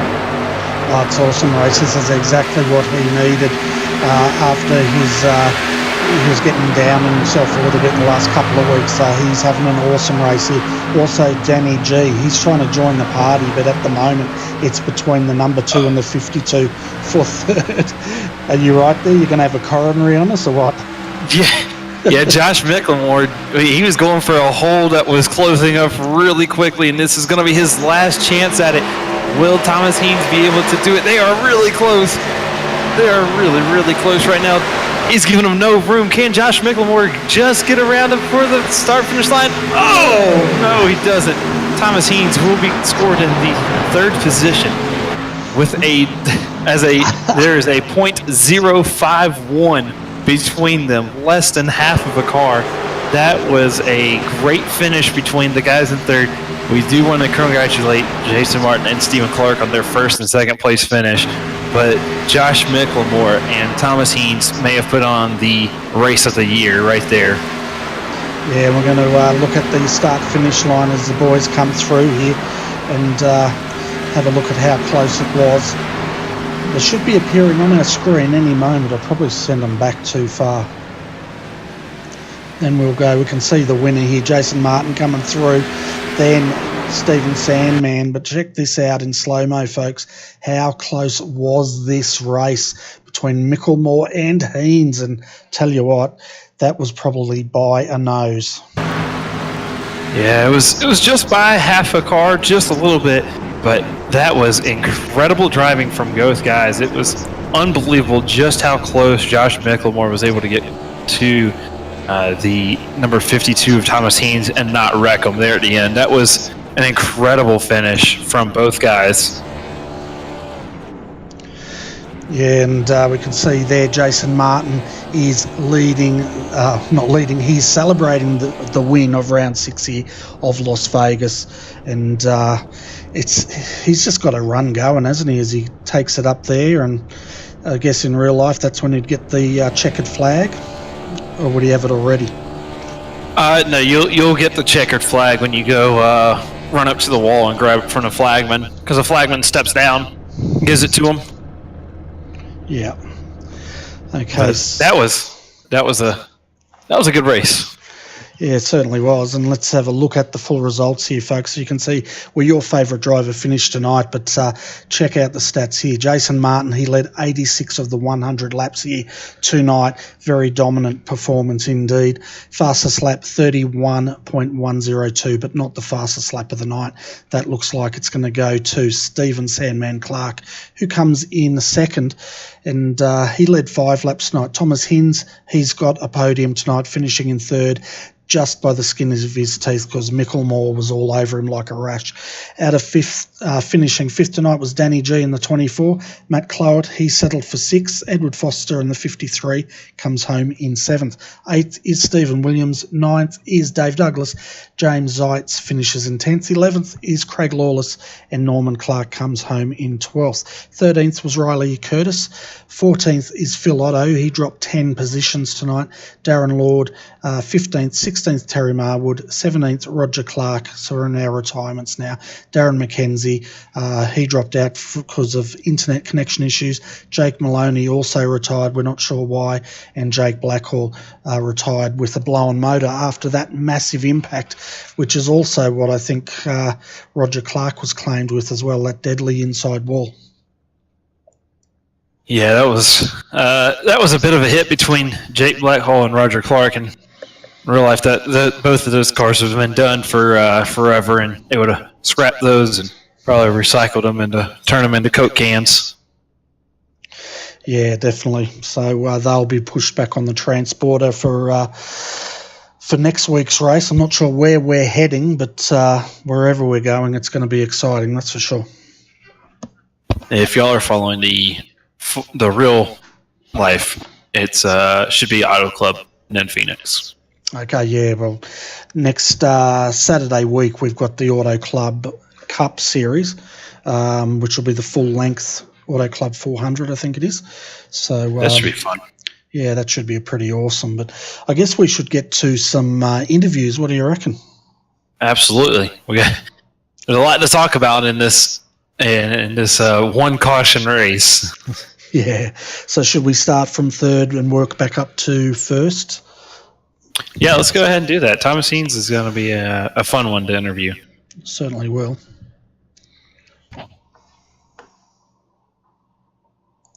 Hey, Thomas. Hello. That was a fantastic race that you and Josh Micklemore put on for us. Just kind of give us a quick recap. What happened? It was good to, first off, it's good to just get a bit of mojo back, because I've been a bit up and down this season. Obviously wrecked out the first 2 rounds and then had a pretty anonymous round last round. So good to have pace again, really, and good to be able to keep the tyres going well. It seemed that first stint I was really comfortable, like the whole first stint until the stops. I was really comfy, and I seemed to be looking after tyres quite well, and that was also to help me there. I was able to make a few spots off the start and push relatively hard but keep the tyres alive, so I was able to pick off people as the stint went on. And obviously, huge kudos to pretty much everyone, really everyone in the field. As people have mentioned in chat, I mean, just to go that 100 laps around here with one caution is just a testament to how strong this field is. So big kudos to everyone on that, but also big kudos to all the guys up front there in the battling I had. It was awesome fun. We were really close but really clean as well. It was just fantastic stuff. Then we had the pit stop, came out actually alongside Jason, but I thought, seeing as it's Jason, I know he's a very quick driver, I thought I'll let him go and try and tag on, which was working not too bad until he started to just slowly chip out. And then the caution came out, came to the fresh rubber and overshot pit box just a touch, so lost a couple of spots from that, but made them up pretty quick off the start. It was an interesting finish, because I suspect I must have just pushed the tyres a little bit too hard in that second stint. I think I might have pushed them a bit hard early, trying to get up to third spot and stick with Jason and Sandman. So I was sort of struggling a bit towards the end with a lot of push through the corners. So that's why Josh and the others were sort of slowly chipping back onto me there at the end. And super intense finish. I was holding on for dear life, trying to keep Josh at bay with tyres that weren't feeling too great. So I mean, again, obviously big kudos to Josh for that battle. That was just awesome. That was just awesome. That's what you like to see in oval racing. That kind of super intense close racing without any touching at all. So big kudos to Josh on that. That was an awesome battle to finish off. And I think it might be, if it's not my first ANZCAR podium, it's one of a few. So I tend to always last season in the trucks finish 4th or 5th, I found. So I'd always miss out by position. But good to get one locked away now. Yeah, that was a long race. Actually, it was a short race with it, with only having that one caution. But it felt long because it was just the whole time you're just running the entire race. But so when you get down to the end of the race and you've only ran one caution, you've been running full out the entire race. What's that mindset? You're going into the last 10 laps and you've got Josh McLemore who's catching you instantly. Every single lap he's catching up to you. So what are you trying to do, and what are you trying to fill out with the car to kind of help yourself out? Yeah, well, I guess I was trying to, especially as the tires were getting real bad there towards the end, I was trying to almost oversteer it, almost try and get the back end out a little bit, and you sort of use the throttle, so don't give it too much input and just try and slam, sort of smash the throttle a bit to get the rear to kind of deliberately step out a little bit to try and relieve some of that pressure on the front right. It's kind of what I was trying to do, but even with that, Josh is still closing in. So that was the plan I was trying to do, and it seemed to just about do enough for me to hold on. But it was really good fun. I mean, I'll take that here. I mean, so I actually only had run the track. The 20 minutes I had before quali was the first time I'd run this track. I actually just bought it earlier tonight. It's I didn't know what to expect coming in, but it seems to be a track that really suits me. All these kind of tracks like this that have sort of in the middle, they're not super speedways, but not the really short tracks. They seem to suit my style pretty well, and I seem to be able to make the tyres work well around here. So hopefully, I can follow this on for future races. Right on. So if you have anybody you want to thank, more than welcome to. But that was a great race that you and Josh put on there towards the end. Yeah, thank you very much. And I guess I'll just thank Gunmead Servers and our other sponsors, Rd4, Cash Center. I think that's it. Sorry, mind is all sorts of jumbled after that. It was such an intense finish. But yeah, big thanks to all our main sponsors that we have at ASM. The continued support is always obviously massively appreciated. So big thanks to all them. And DM, just big thanks to the team for being awesome and making the transition to them really, really nice. And and probably helping me really get back in the swing of things really nice and quick, which has been really good. So big thanks to the team for that. And obviously, as always, big thanks to the guys here at ANZCAR. They just run such an awesome show here. They really, the racing really shows how good it is here. And big thanks to you guys as well, of course, the broadcast as well. Absolutely. So that was a great finish by Thomas Heens and Josh McLemore, and we just spoke with our third place. So Bernie, who do we have up next? Our next one will be Stephen Sandman Clark. He came home second.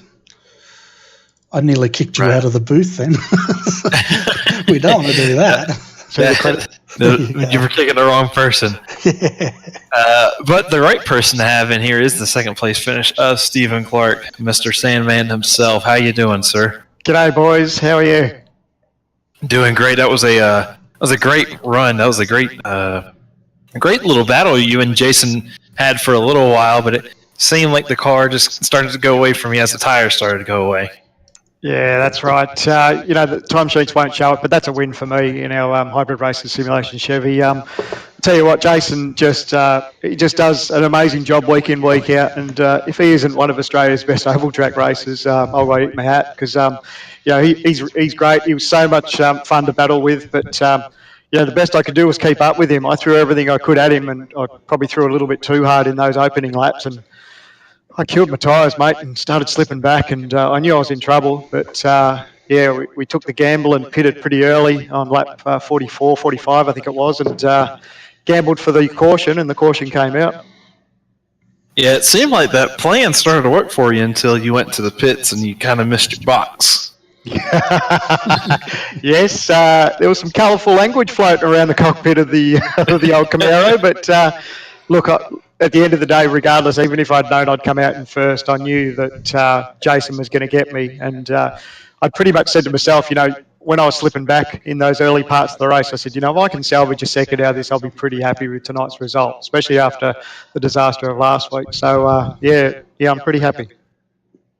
And speaking of last week was a single caution race. This also is a single caution race. Are you enjoying these races where you have to make a green flag stop? Yeah, look, I was saying to the boys just at the end of this race, I said, credit to everyone. They need to pat themselves on the back because we got the talent of these guys to go with these races 100 laps around here and only have one caution. Like it's good. Some people enjoy the cautions just to go out and fresher tyres, but some people like to roll the dice like I did tonight and just hope for that one caution later on in the race. It could have backfired and bit me pretty early, but. I was lucky and I rolled the dice, but that's just the calibre of these guys. The racing is full on, regardless of whether you're up the front or down the back. And, we've got some really good guys in this series, and it's a credit to everyone. Yeah, speaking of the gambling and the and hoping for the best, we were expecting somebody that might have made a two-stop. Was that something that you'd maybe have looked into, maybe doing a two-stop race throughout the week? Not personally, no. I sort of aimed for, if it was going to go green, I was aiming for lap 50. And, I'd really hurt my tyres in that opening stint. So I tried to get as close to 50 as I could.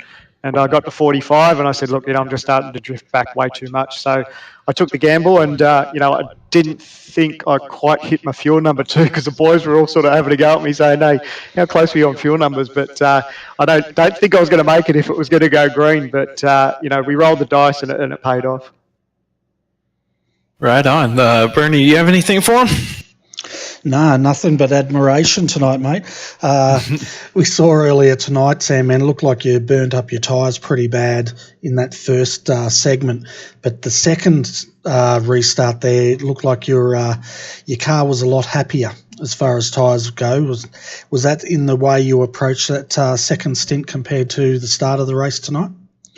Yeah, to be honest, I was very mindful of not doing the same mistake that I did in that first run. I think at the green flag, at the drop of the green flag, I was able to keep up maybe the first 10 or 15 laps, I think, maybe of Jason, and then he disappeared. And I just like, wow, and then I slipped back so fast, and I was very, very mindful of not doing the same thing in that second run. So I knew we were still going to have, probably 40 odd laps to go, 45 whatever laps to go at the end. So I knew I had to look after the tyres, and I did try to keep up with Jason as much as I could, but I was saying to him earlier that once I lost that draft, that was the end of it. I just couldn't keep up, and look, he was a better man on the night, and I'm happy to take away a second.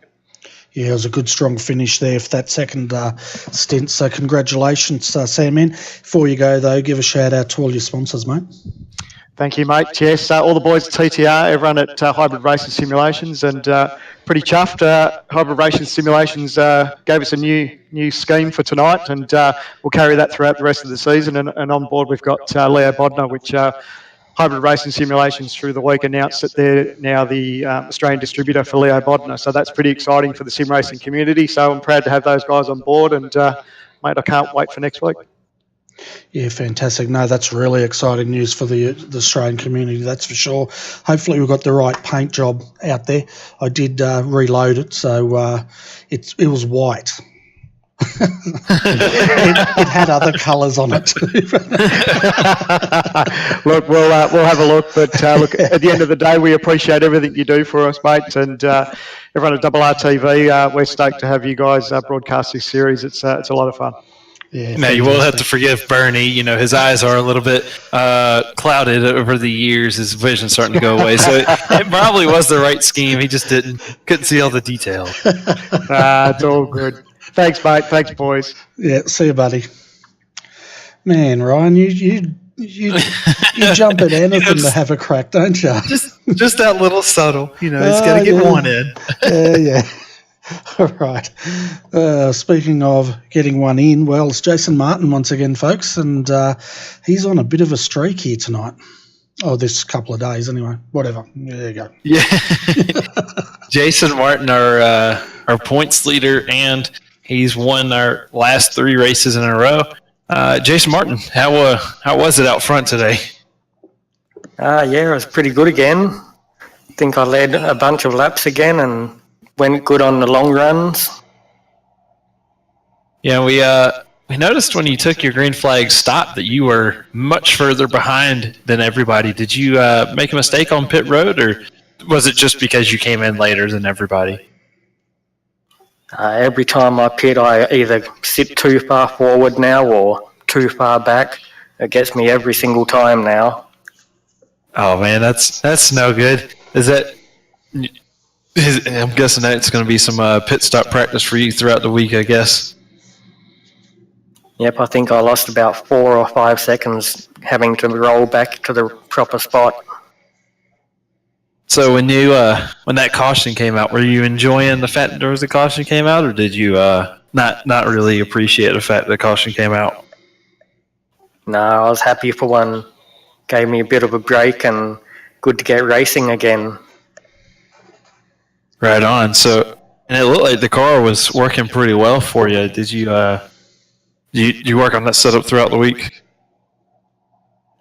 No, it's fixed setup, so I just knew to take it real easy early and just do enough to maintain my position and try and look after that right front.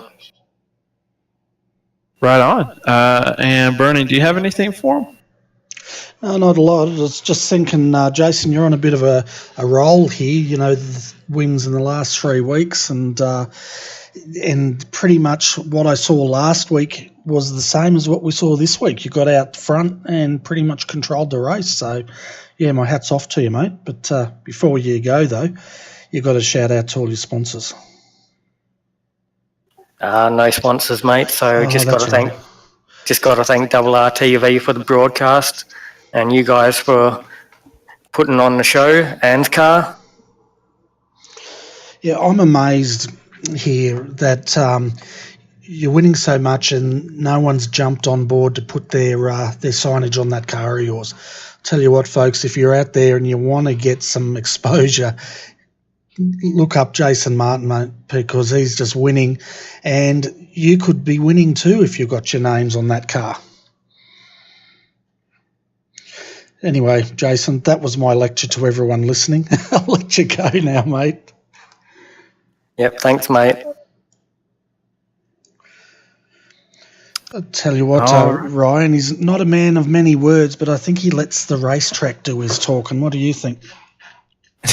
That's about as true as it gets. You know, he's very, very, very similar to some of the guys over here in the States, like the David Pearson, Silver Fox. He didn't speak a whole lot, but when he did speak, he sat down and he listened. And but most of what he said was on the track. You know, it was just a bunch of wins and a bunch of championships, and it was just overall just one of the greatest our sport had seen. And right now in this season and last truck season, Jason Martin is showing the field what it means to be fast. Yeah, he's doing an awesome job, isn't he? And the scary thing is, I think he's only going to get better the more he wins these things, you know. So yeah, because I mean, last year when we ran the truck series, he was, you know, he'd win a race here and there, he'd dominate a race, and then have something happen. This season, nobody's close at all. Yeah. Like, qualifying a second and a half faster than everybody in an oval is ridiculous. It's not like F1 where a tenth of a second is like, oh, that's close. No, a tenth of a second was, as we saw during qualifying, it was the difference between second and ninth. So yeah, exactly. The fact that he's that extra tenth ahead of them shows just how good he is. I mean, it's very Martin Truex level of dominance right now. Yeah, no, it's very impressive, isn't it? Really impressive, and it'll be good to see next week. He's got the Thursday night, but then we've got the Cup Series on the Saturday, that full-length race, and it'll be good to see how he goes in that, because we are getting a few blokes from the US joining us. We hope to get a lot more. It would be awesome if we could. We tried to put it in a time zone that says friendly to the US drivers. What race is that going to be? That's the Auto Club 400, which is Saturday afternoon week. Okay, and what time do y'all have it at your time? Oh, it's 2:40 p.m. the broadcast starts, so it's probably your time, Friday night, I guess. Yeah, it would be 11:40 p.m. on Friday. Yep. Yeah. So we tried to, the ANZCAR boys are trying to get that in a time slot that it's very friendly for all the regions, Australia, New Zealand, and as close as we can for the American one. But yeah, that's something I'm going to look forward to seeing how that shapes up Saturday week. But I guess that's probably our interviews done. What do you reckon? Yeah, like I said, that was an extremely good race overall. That's probably one of the best races. Rockingham was a great race, and I didn't think the race could top it, but I do think that this may have been better than Rockingham as a complete race. It was great from start to finish. We had green flag stops that kind of switched everything up, and then that late race caution that brought everything back together, and really made a really great finish there for especially between Thomas and Josh Micklemore. I think that rivalry is going to continue moving on if Thomas can continue having that confidence back into the car. Yeah, well, I think now that he's got a rung up there, he's also in a different team now, and I think that's helping his mindset a lot, as well as you got fresh sort of guys around you, that sort of stuff. So it'll be interesting to see how Thomas goes next week, and if he can back this up, and also it'll be interesting to see how Jason goes and if anyone's got an answer for him. Absolutely, and from us to y'all, I think we're done here for tonight/morning, depending on where you're at. Yeah, we're definitely done here.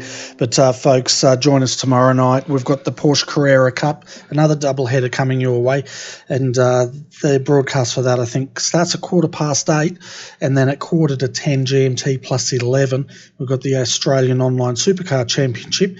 Both races coming to you live from Bathurst, Mount Panorama, so it's going to be absolutely fantastic fun to end the work week here in Australia and New Zealand.